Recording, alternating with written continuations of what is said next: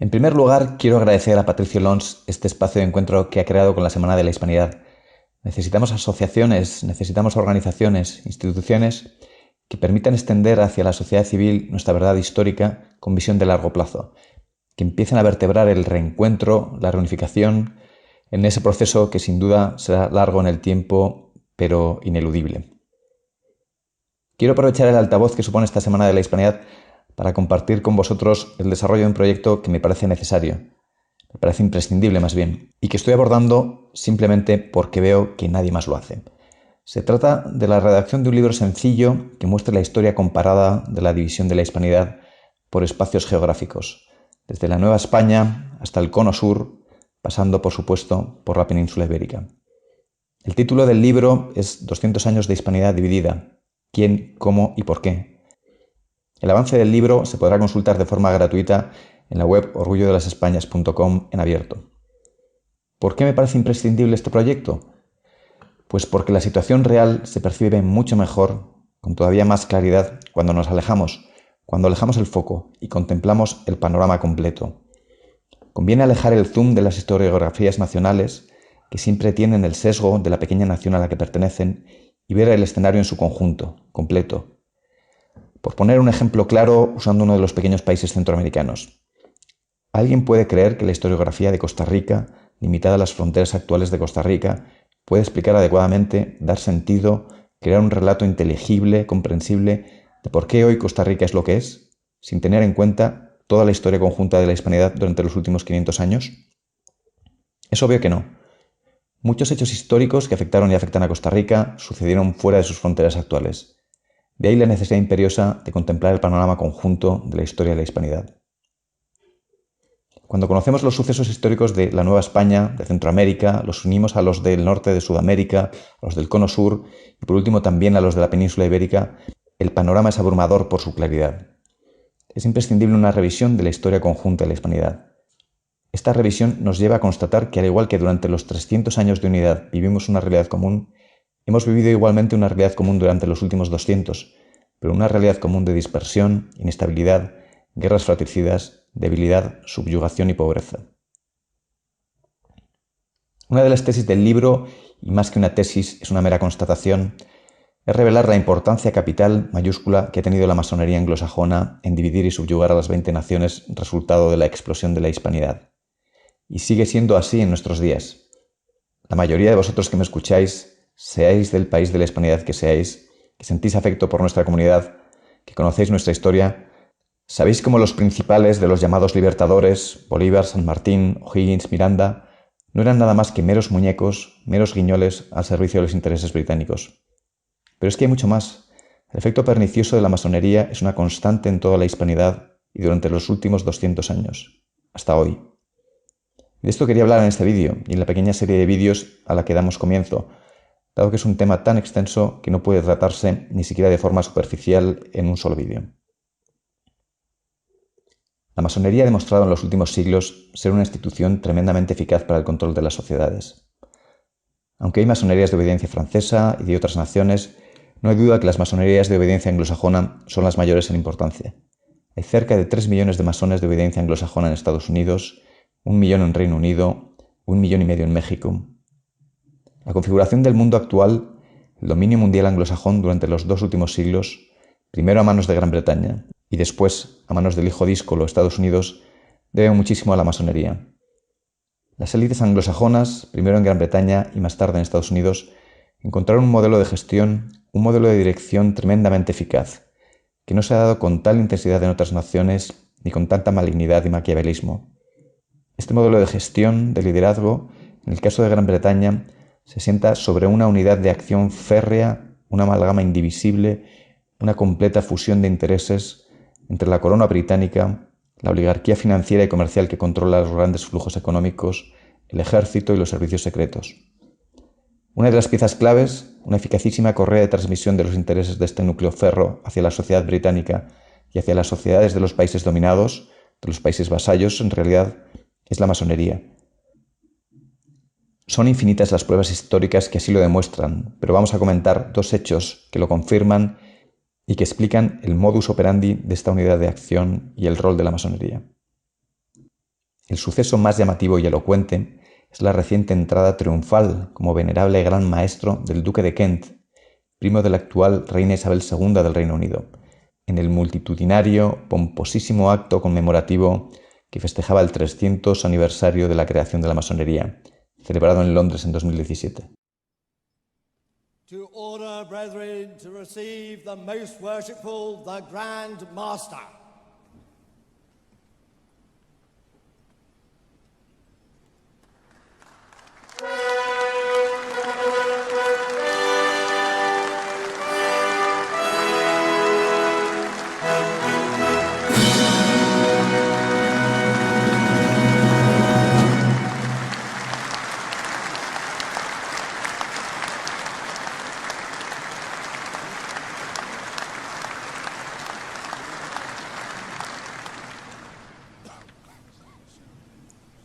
En la cúspide de la organización masónica se encuentra la familia real británica, y en ocasiones no se molestan en ocultarlo.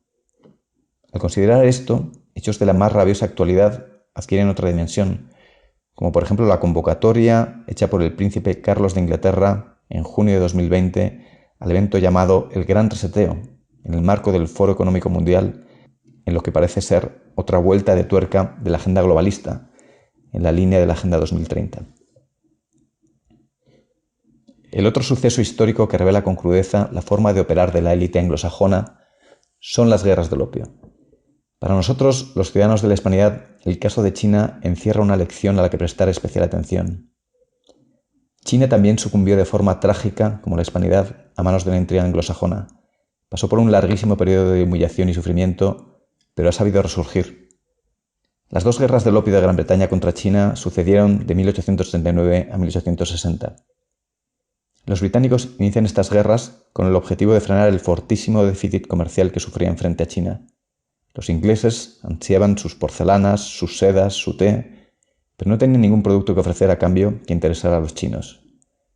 Gran Bretaña inicia la guerra para frenar la pérdida de reservas de plata, subordinar la economía china y apropiarse de sus riquezas. Las brutales consecuencias del conflicto darán lugar a lo que los chinos han denominado el siglo de la vergüenza y la humillación. Pero, ¿cuál es el papel de la masonería en este conflicto? Durante los casi 100 años anteriores a estas guerras, tiene lugar la dominación británica de la India. Durante ese tiempo, la masonería se extiende con rapidez por la India. La unidad de intereses entre las logias masónicas y la Compañía de las Indias Orientales, el órgano comercial y militar de dominación de la India, era absoluta. La mayoría de los miembros de las logias eran comerciantes o administradores de la Compañía de las Indias Orientales. Los comerciantes masones veían en el opio una vía de enriquecimiento rápido y así fuerzan a la población local a través de la Compañía de las Indias a sustituir el cultivo de arroz y otros alimentos por opio. Esto traerá la famosa Gran Hambruna de Bengala en 1770, que causó cerca de 10 millones de muertos, el 25% de la población de Bengala. Pero esa es otra historia. La masonería y la Compañía de las Indias Orientales promueven el cultivo y el comercio del opio con China y se ríen de cualquier intento de sus autoridades para frenarlo, facilitando el comercio por contrabando. Cuando China decide por fin actuar con firmeza, las logias y la compañía fuerzan la intervención del ejército inglés. La superioridad tecnológica militar de Gran Bretaña consiguió que en la primera guerra del opio una armada de menos de 40 barcos pudiera imponerse al ejército de más de 200.000 hombres movilizados por China. Inglaterra disponía de los primeros buques transoceánicos de hierro a vapor, y su superioridad frente a los barcos de junco chinos era aplastante. Menos de 100 ingleses murieron en la primera de las guerras, frente a más de 5.000 chinos. La fragata Némesis ejemplifica esta superioridad militar británica. Construida con la máxima reserva por el Comité Secreto de la Compañía de las Indias Orientales, junto con otros 5 barcos de similares características, fue el primer barco de hierro de guerra transoceánico. Estaba impulsado por 2 motores de vapor.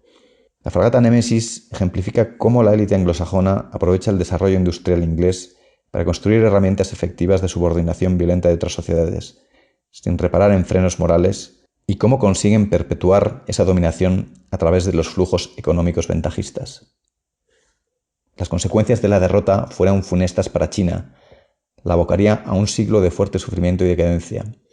En el Tratado de Nankín, Gran Bretaña se asegura la posesión de Hong Kong, la apertura al comercio de otros 5 puertos, la invasión de sus mercancías por toda China libres de aranceles.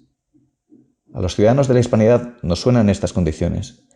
Son muy parecidas a las de los tratados llamados de libre comercio, 5 tratados que firmaron las inocentes naciones recién nacidas.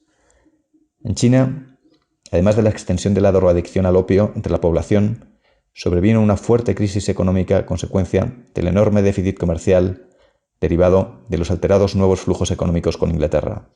Ahora los chinos perdían sus reservas de plata, lo que causó una brutal crisis monetaria. El cambio entre las monedas de plata y las de cobre de menor valía colapsó. El gobierno se vio obligado a subir impuestos. Las clases bajas, como los campesinos, se endeudaron para pagarlos, hasta que no pudieron más y terminaron dejando de cultivar la tierra. Muchos artesanos y fabricantes de mercaderías se arruinaron al no poder competir con las manufacturas inglesas que circulaban libremente, más baratas por las enormes economías de escala y la industrialización. Las supuestas bondades del libre comercio trajeron una ruina de tal calibre que se desencadenaron hambrunas. Esta situación de enorme malestar social duraría casi un siglo y está detrás de los principales sucesos históricos de China durante las siguientes décadas, bien sea la Revolución Taiping de 1850, el levantamiento de los Boxers en 1899. En resumen, la masonería lleva siendo durante cientos de años una herramienta de imposición de los intereses anglosajones. Para nosotros, masonería es sinónimo de subordinación a intereses extranjeros y, por tanto, de traición a los intereses nacionales, es decir, dolor para la sociedad hispana. Lo veremos repetidamente cientos y cientos de veces en la historia de la hispanidad. En el próximo capítulo de esta serie hablaremos del territorio de la antigua Nueva España. Veremos cómo la masonería influyó durante todo el siglo XIX para hacer de México, de la nueva nación, una de las más desgraciadas de las que resultaron de la explosión de la hispanidad. Hablaremos del cura Hidalgo y de su discípulo Morelos, sacerdotes supuestamente masones que iniciaron la rebelión, pasando por Guerrero, manipulado por Poinsett, el repugnante enviado estadounidense que prende la mecha de la masonería yorquina, del fantoche ridículo del general masón Santana, incapaz y traidor que pierde el territorio de Texas, que tiene un papel clave en la derrota de la guerra mexicano-estadounidense, que traerá la mayúscula humillación de la pérdida del 50% del territorio, y que, no contento con ello, años más tarde cederá el territorio de la Mesilla, 80.000 kilómetros cuadrados más, a Estados Unidos. También hablaremos de Benito Juárez, masón grado 33, siempre bajo obediencia de Nueva Orleans, núcleo irradiador de la masonería hacia México, y que traiciona una vez más a la nación mexicana firmando el Tratado McLean-Ocampo, por el que cede derechos de paso a los norteamericanos. O de Porfirio Díaz, el primero que consigue cierta estabilidad en México porque aúna en su persona el liderazgo de 2 estructuras masónicas. Un repaso rápido que, unido a la visión de los sucesos históricos del resto de la hispanidad, nos dará una mejor perspectiva para entender nuestro presente.